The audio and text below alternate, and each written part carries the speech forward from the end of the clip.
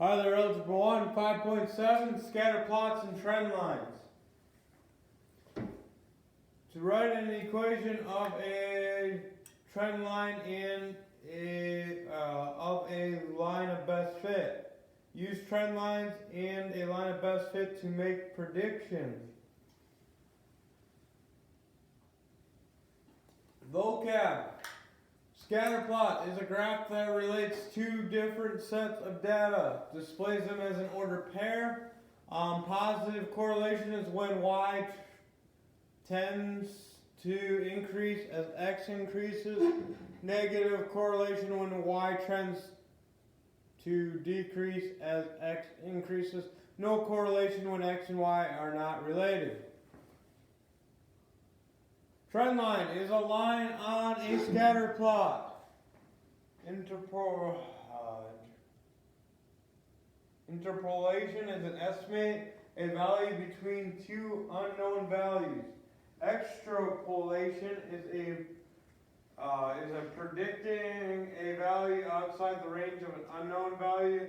Line of best fit, the trend line that shows the relationship between two sets of data most accurately. Okay, let's see if we got any more vocab.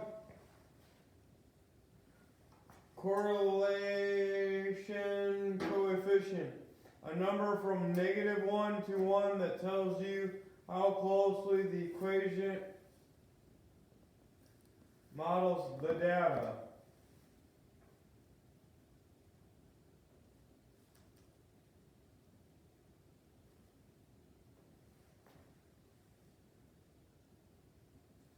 Alright, correlation. Positive correlation here.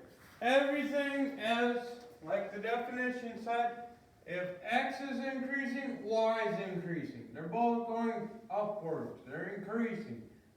Okay? When negative correlation is when y values are decreasing as x values are still increasing. And then no correlation. There's no rhyme or reason for where those dots are. It isn't really in a pattern. There's no real direct variation with it. It's just kind of scattered everywhere. Alright, the table shows the altitude of a plane and the temperature outside the plane. Make a scatter plot of the data. What type of relationship does this scatter plot show? Okay, now, first thing, we're making a scatter plot. We got to decide what we're probably going up by. Obviously, I have my grid board over there. I'm probably not going to use it. Trying to give you a more straight up view of what's going on here. Okay, so first off, I'd say altitudes are going up by 500. That's probably what I'm going to make my chart go up by. Temperatures, I don't know, I might go up by the degree. So, make my scatter plot pretty big here. And I'm probably going to go temps down here. Alright, so then I'm going to have let's see, we're going to go to like 59.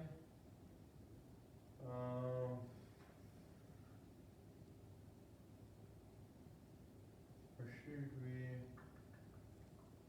Let's keep this one. We'll start this one. It's easier to make like a break here when you're on the y-axis. So we're going to go with altitude down here. Alright, so we're going to have 500, 1,000, 1,500, 2,000, 2,500, 3,000, 3,500, 4,000, 4,500, and 5,000. Alright, so there's that. Okay? Over here, we're going to go by temperatures, and we're going to start at 59. Okay? We're going to get 60, 61, 62, 63, 64, 65. Do we need to go any higher than that? Oh no, we need to be a lot lower. Maybe we should have done that different. Alright, let's go temp still. Let's go. We won't make a break in it, how about that? And we'll start at 5, 10, 15, 20, 25, 30, 35, 40. Almost too far. Actually, both of these are. Let's go down to 40, 45, 50, 55, 60, 65, 70. Alright, so we should be good with that now. Okay? So at 500, or at 0, we're at 59. So we're going to be like right here. Alright? At 50, or 500, we're 59.2. So you're not going to see much change there. Okay? At 1,000, we went up to about 61. Okay? At 5,000, we went down to 55.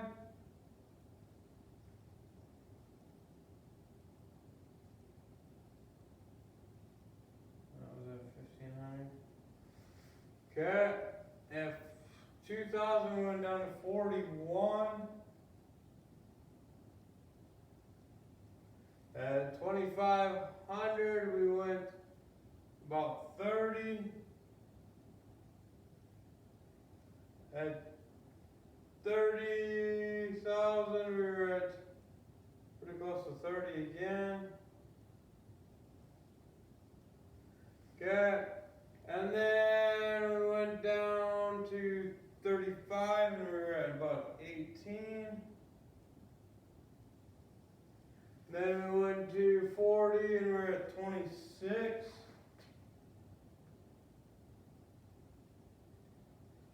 Down a little bit. All right, and then we were at 12. So 12. And then we were down at 0.6. So, okay. At that point, now we have to decide whether or not, or what kind of correlation we have. Well, I don't think it'd be a positive. I'm going to rule that one out right away because of the fact that it goes downwards. The x or the y values are decreasing as the x values are increasing. So I'm probably going to go with it as probably negative. It really kind of doesn't, I wouldn't say no correlation because they are kind of all put together.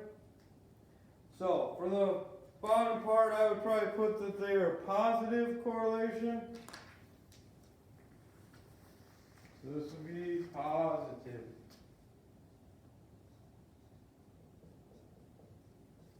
Yeah.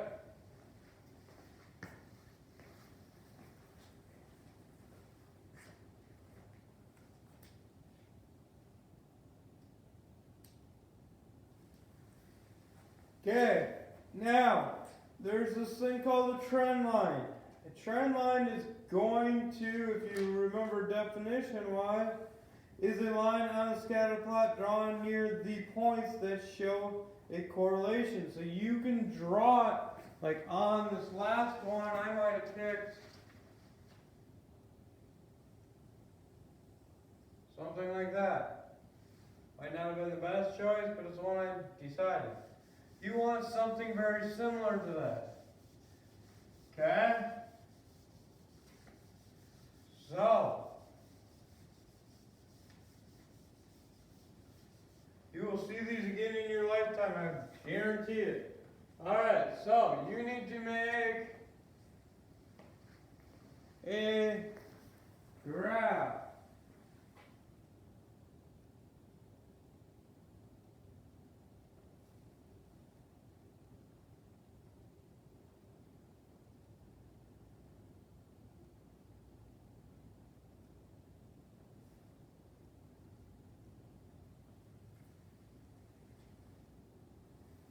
Okay, make a scatter plot. So, you are going to have, I'm going to probably go age on the bottom and weight on the side. So this is going to be my weight.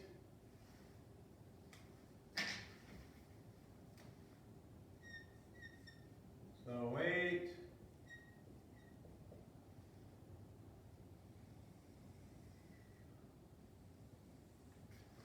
And probably age.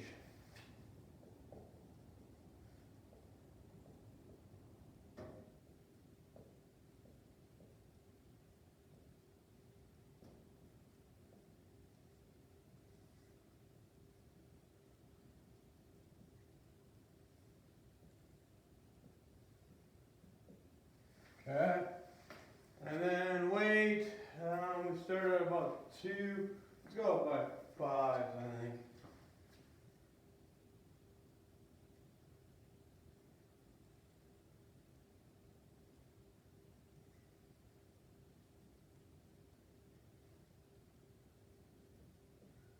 There's 20,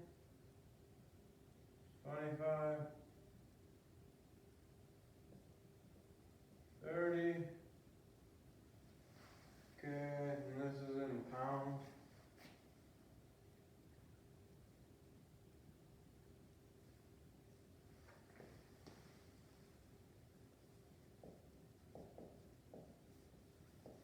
Okay, I did, that's my label. Make sure it's easier to understand.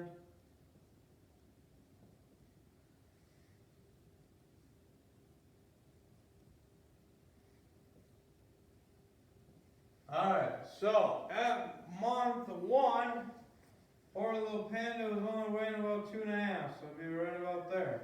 Alright, at month 2, he was 7.5-ish. About middle there. Alright, after 3, he was 12.5, so about right there. Okay, after 4, he was 17.1. So he's still pretty close to that. Alright, 5, he was 24.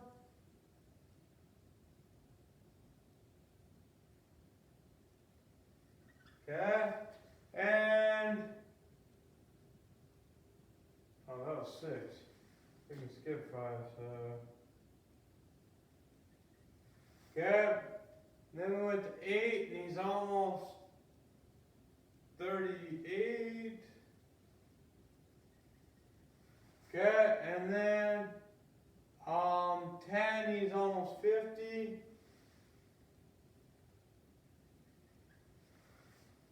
Okay, and then at 12 months, he's about 55.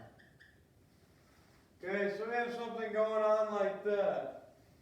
Okay, we have to draw a trend line. Oh, yeah, and that'll make your life easier anyway. Make a scatter plot at the right. What is approximately the weight of the panda at 7 months? I would draw a trend line here. And the reason I would draw a trend line is the fact that we kind of need to figure out what kind of fits all of these.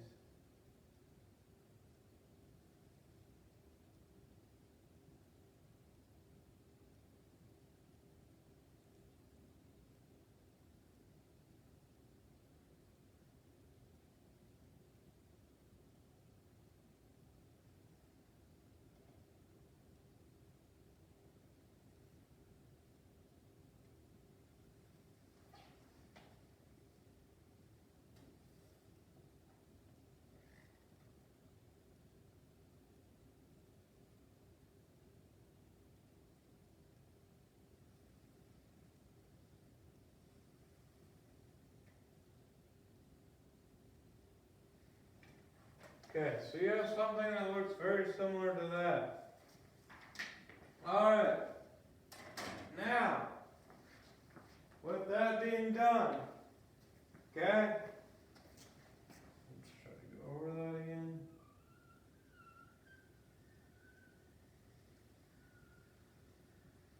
Okay, so you have a trend line there. You would go to month 7, you'd go up here, and I would say you're probably right around the 32 and a half. So about 32.5 pounds. You're not going to be exact, obviously. Depending on how good your graph is going to take it vary a little bit.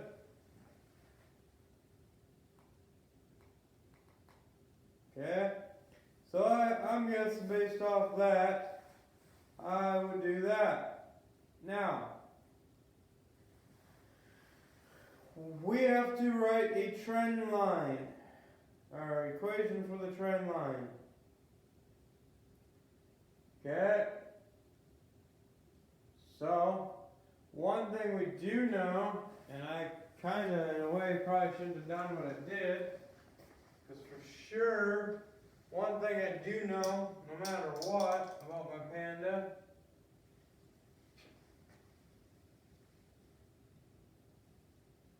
is the fact that it should go through 0, 0.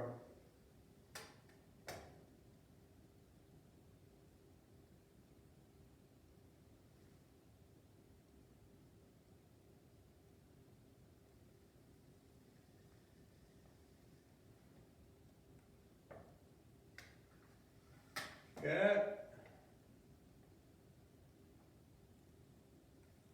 Now it just happens this time when I do the line, I went basically through the first point and I hit the very last point. And my line is fairly straight. So I'm going to use these 2 points since I hit right on them. So I have 12 minus 1. I got to find the slope. So I'm putting this into my slope equation, which would be my x was 12 and 1. So I took 12, so I'm going to go 54.9 minus 2.5 because of the fact that is my other one. Probably going to need a calculator at that point. Probably not maybe to do the subtraction part, but probably to do the next part when I divide. Okay? So I took a guess now, right now, I probably wouldn't go quite as well as I did before. I'd probably go down to 31-ish. 31, yeah, let's just say 31. So I'm going to go with 31 pounds based off how my graph looks. Let's see how accurate I am. 54.9 minus 2.5 equals 52.4, and that is going to be divided by 11. Alright, so that would be 52.4 divided by 11. That is my slope. My x equals, or my y equals this. Alright, you know your y-intercept is 0. Okay? Now, we want to know after 7 months. 7 months is going to be my x. So I'm going to take this times 7 to figure out what my answer is.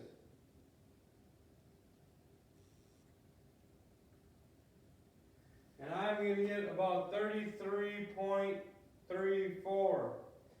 Obviously, the book and me are not going to have the exact same answer this time.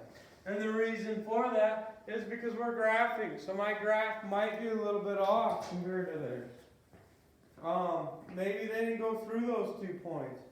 Maybe they were a little bit more accurate than I was. If I would have used my grid board, I would have been a little more accurate. So, mine is not perfect. My 31 is not perfect. It's just kind of, I guessed on 31. I used an equation here. Now, it might be off, like I said. It kind of just depends. Honestly, I probably might not have hit my top point that well had I done it a different way. You just got to be in the ballpark. It's called human error. All right, identifying whether a relationship are casual. In the following situation, there's likely to be a correlation. Is there likely to be a correlation? If so, does the correlation reflect a casual relationship? Explain. Okay, so casual, think of the word casual. What does casual mean? Not like super duper serious, but yet, there's a little meaning behind it. Alright, the number of loaves of bread baked and the amount of flour used. Do you think that would be a casual relationship?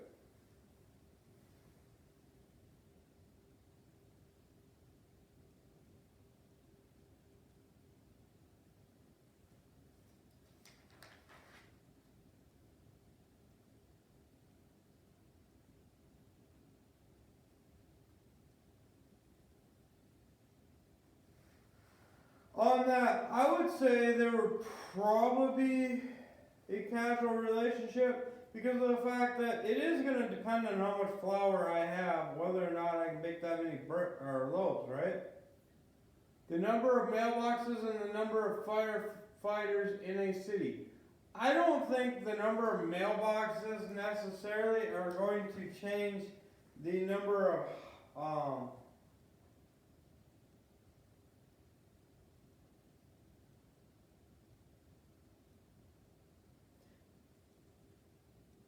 depending on how you explain this one, I'm not, like I said, I'm not going to necessarily say just because there's mailboxes. Now, on the contrary, what does a mailbox usually mean? There's houses, right?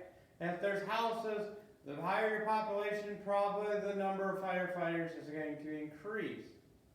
So, I mean, depending on how you're looking at that one. If you're just looking directly at the fact of the firefighter part, probably not. Okay? There is your homework.